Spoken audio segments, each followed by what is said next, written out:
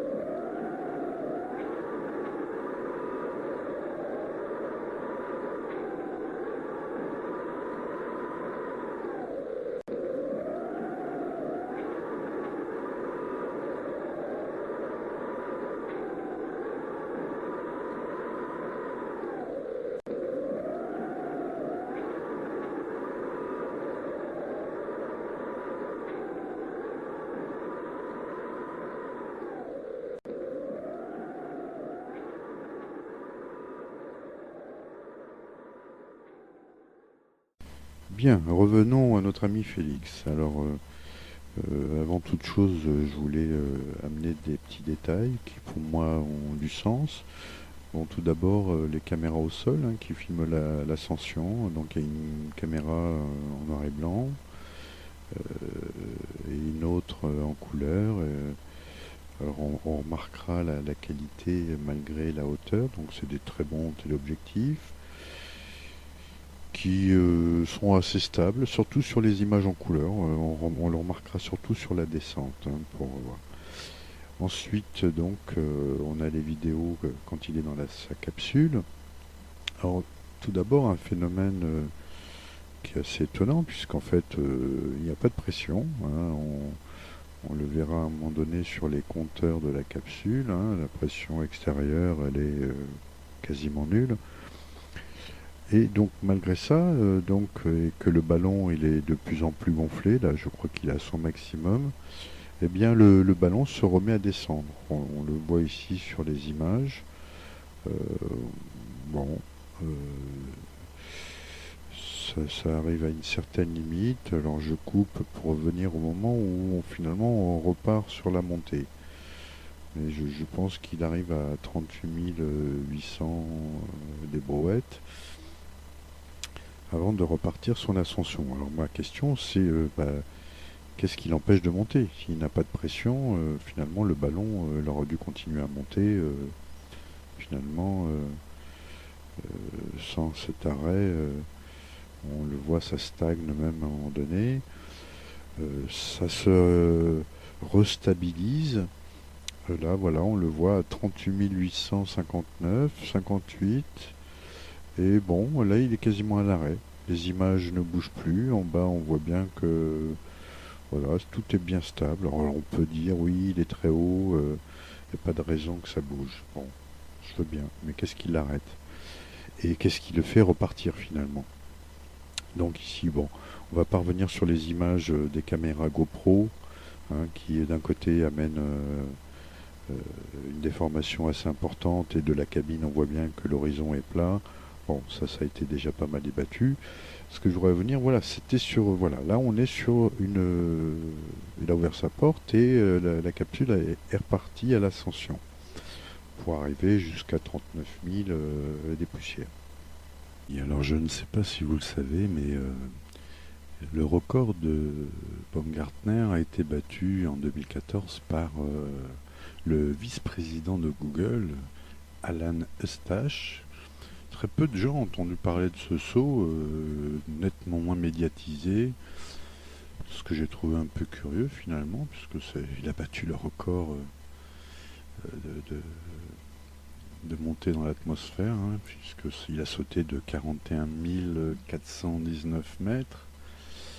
Bon, alors il a dit qu'il n'avait pas été autant sponsorisé que Baumgartner, etc., etc. Bon, étant à la tête de Google, j'ai trouvé ça très très curieux, mais bon, admettons. Donc, alors ce qui est intéressant en faisant la comparaison entre ces deux sauts, c'est que, bon, alors pour entrer dans le détail quand même, Monsieur Eustache, qui lui est âgé de 57 ans, bon, qui est un habitué des sauts en parachute et tout ça. Bon, donc il explique qu'il a franchi le mur du son, qu'il a atteint une vitesse de 1322 km/h. L'ascension a duré plus de 2 heures, donc il a été aidé par une entreprise, la société McCallum, qui met au point pour ce saut un système de support de vie, une combinaison spatiale, on pourrait dire. Donc voilà, ce qui est intéressant, c'est de voir, il y a très peu d'images, mais il avait fait une conférence TED où il a expliqué un peu son saut et les difficultés. Tout d'abord, contrairement à Baumgartner, il n'a pas été dans une capsule. Il avait pris le pari de faire ça directement accroché à un ballon, parce que ça demandait, j'imagine par rapport au budget aussi, un ballon nettement moins conséquent.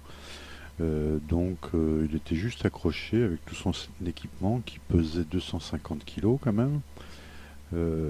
Voilà, et il s'est détaché avec une mini explosion pour le faire lâcher le ballon et commencer son saut. Alors, ce qui est intéressant dans son saut, d'abord, c'est que il y a une mise en accent sur la protection liée aux températures. Et donc, sur la partie ventrale, il explique qu'il y a effectivement une protection très importante concernant les températures, quoi. Voilà. Avec les réservoirs d'oxygène, puisqu'il a fallu de l'oxygène pour la montée et pour la descente. Alors, un autre détail, c'est qu'il a sauté, enfin, il est parti de Roswell, comme Bob Gardner, pour tomber à peu près à l'identique, c'est-à-dire à une centaine de kilomètres juste un peu plus loin, alors qu'il précise quand même qu'à une certaine altitude, les vents sont de l'ordre de 200 km/h. Alors là, je me suis interrogé déjà sur la possibilité, vu l'altitude, avec des vents aussi forts, comment on peut tomber qu'à une centaine de kilomètres finalement du point de départ. Le discours habituel, c'est que, évidemment, regardez comment c'est beau là-haut, on peut voir la courbure de la Terre. Et curieusement, même j'ai envie de dire contrairement à Baumgartner, c'est qu'il montre des images où du coup la courbure est nettement moins évidente, hein. Bon. Et il nous explique aussi que, en fait, au moment où on le voit d'ailleurs se détacher du ballon, bah, il se met à tourner tout de suite, quoi. Donc, elle explique également qu'il y a un petit parachute qui permettait de stabiliser à un moment donné, et que le risque c'était qu'il s'en mêle. Mais bon, encore contradiction. S'il n'y a pas de pression et qu'il part en arrière et qu'il se met à faire une espèce de cabriole dès le départ, qu'est-ce qui le stabilise alors qu'il n'y a pas de pression? Donc, du fait qu'il n'y ait pas de pression, ils peuvent aller à ces vitesses. Donc là, par contre, ce qui est plus évident sur ces vidéos, c'est que on voit bien la tête à l'intérieur du casque, euh, les remous concernant l'accélération se font bien sentir.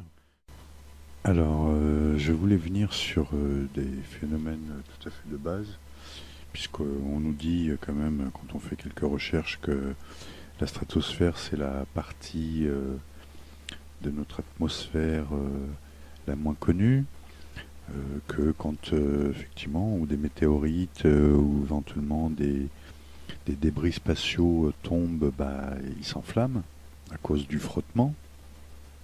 Donc s'il y a frottement, bah, ça veut dire que c'est pas une gravité aussi moindre que ça. Bon, c'est assez contradictoire. Après, que lui il s'enflamme pas parce qu'effectivement il part d'une vitesse zéro et il n'atteint pas des vitesses suffisamment grandes pour déclencher ce genre de phénomène. Après, ce qui nous donne quand même, c'est que bon, on sait que en chute libre, hein, à 190 km/h, cette vitesse est atteinte au bout d'une dizaine de secondes à peu près. Qu'à partir de 1000 mètres, on atteint avec ce même temps, on obtient 500 km/h.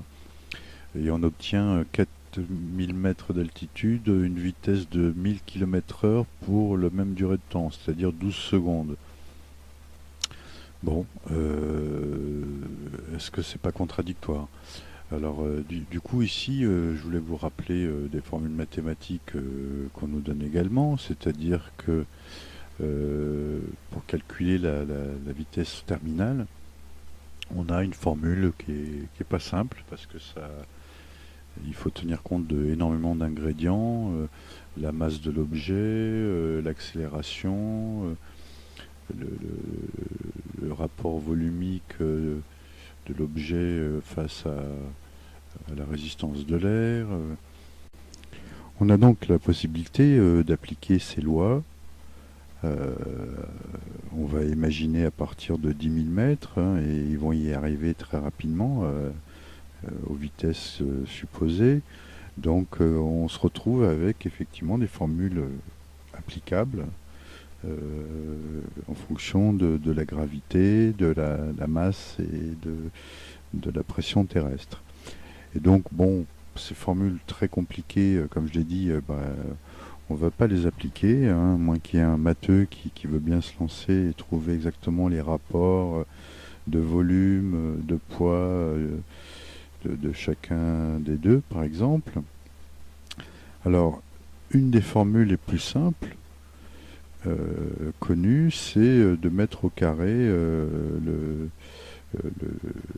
la vitesse, enfin en tout cas les deux premiers chiffres de la vitesse, par exemple pour 100 km/h, on prend 10 qu'on met au carré et on obtient un poids de 100 kg au mètre carré. Donc alors c'est des mètres carrés, c'est pareil, il faudrait convertir ça en centimètres carrés ou centimètres cubes, enfin bon. Voilà, c'est approximatif, je sais que certains n'hésiteront pas à venir me chatouiller là-dessus. C'est pas grave, ça donne une idée et on connaît un peu sur le plancher des vaches ce que ça donne pour des vitesses de 200, 300, 400 ou 500 km/h, ce qui est un peu le maximum. En tout cas, pour une descente en chute libre, en tout cas la pression, par exemple, pour des vitesses de 200 km/h, on multiplie 20 par 20 et on a 400 kg au centimètre carré. Pour des vitesses de 400 km/h, on multiplie 40 par 40, on a 1 tonne 6 au mètre carré. Et là, on n'est qu'à 400 km/h. Donc, quand on commence à arriver à des vitesses comme 800 km/h, par exemple, on prend 80 qu'on multiplie par lui-même, on a déjà des poids au mètre carré de 6400 kg. Qu'est-ce qui résiste déjà à ça? Je me pose la question.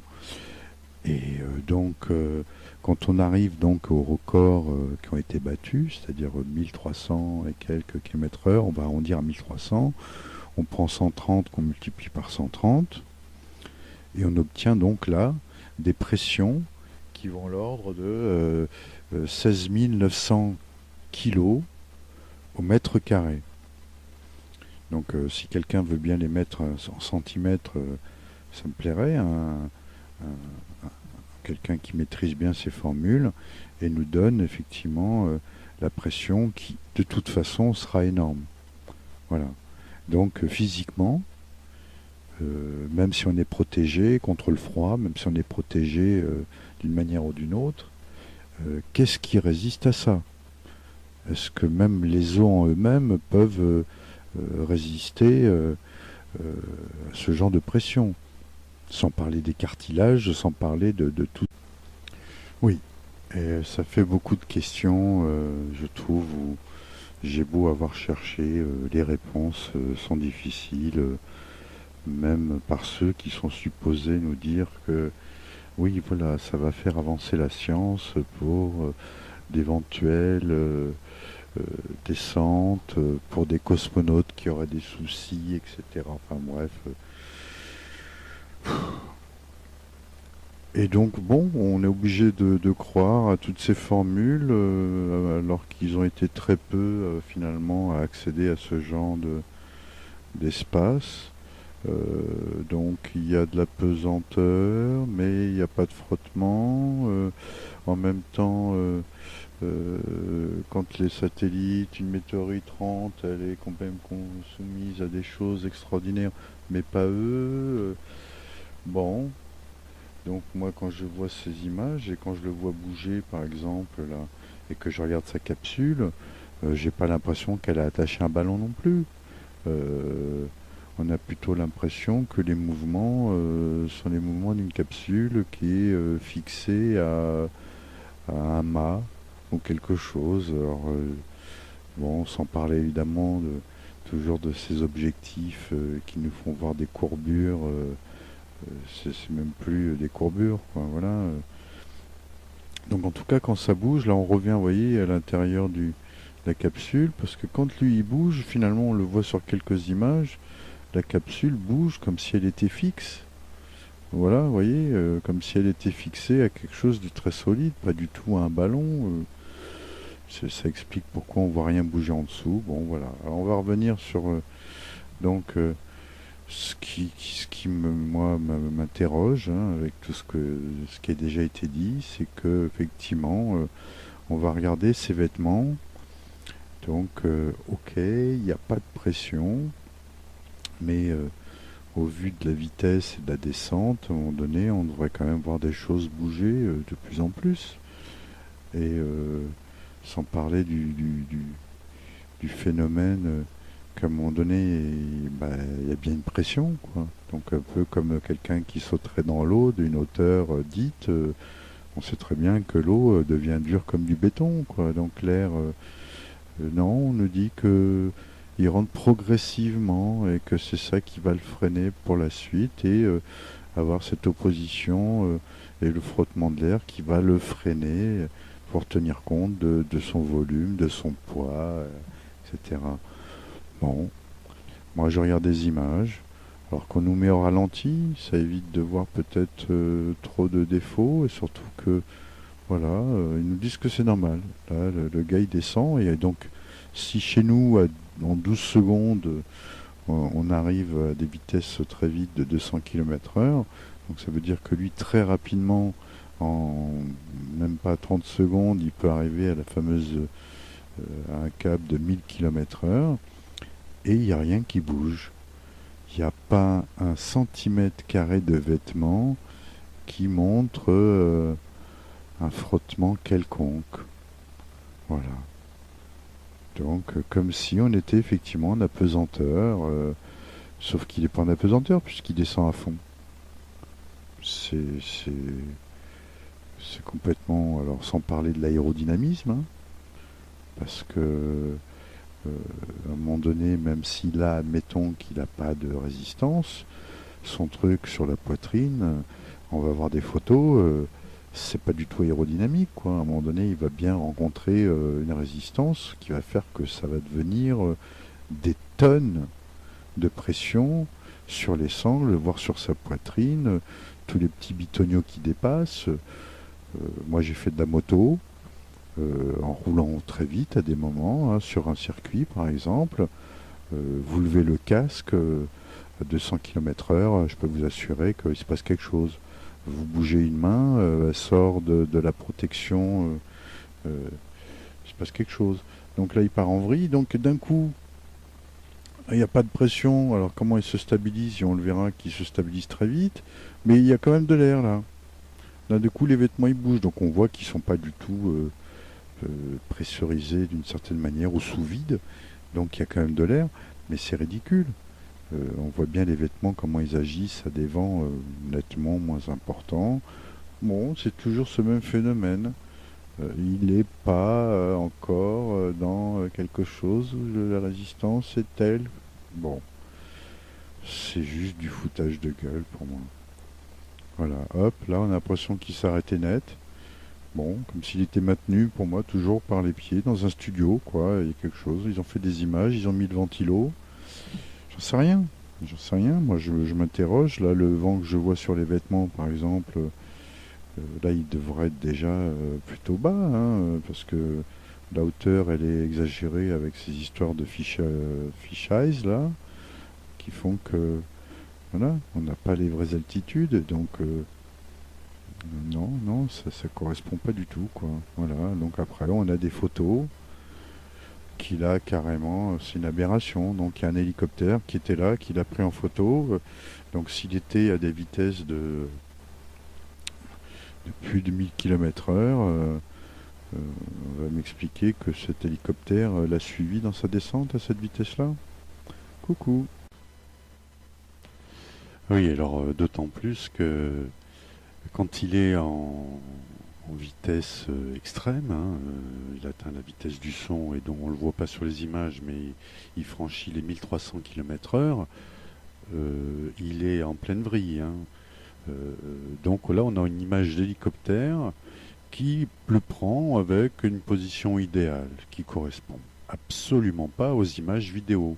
Alors là, je vous ferai apprécier évidemment cette image-ci où il n'y a plus le boîtier sur sa poitrine. Bon, c'était un vol d'essai certainement, mais un essai sans l'équipement, je vois pas l'intérêt. Donc on voit ce que ça fait, hein, un avion supersonique. Là, on est à l'horizontale, hein, donc sur une verticale et à descendre et à suivre ce type-là. Mais ça ne correspond pas du tout, hein. Je vous rappelle que on va voir les images, à un moment donné, il est en vrille totale. Bon, voilà, c'est l'effet Red Bull. Ça peut monter à la tête, hein, on se demande. Alors oui, sur les images donc de la descente, donc on voit le compteur qui affiche le kilométrage heure. On ne nous indique jamais effectivement à quelle altitude il se trouve à ce moment-là. Je trouve ça très dommage finalement, hein, parce que ça pourrait donner des indications. En tout cas, quand il arrive là à franchir la vitesse du son, c'est là où on voit sur ces images mieux que finalement les images prises par la GoPro, c'est qu'il part en vrille. Et là on voit à 1100 et quelques km/h, on ne voit pas indiquer les 1300 d'ailleurs, hein, mais on voit bien qu'il tourne dans tous les sens, à une vitesse hallucinante.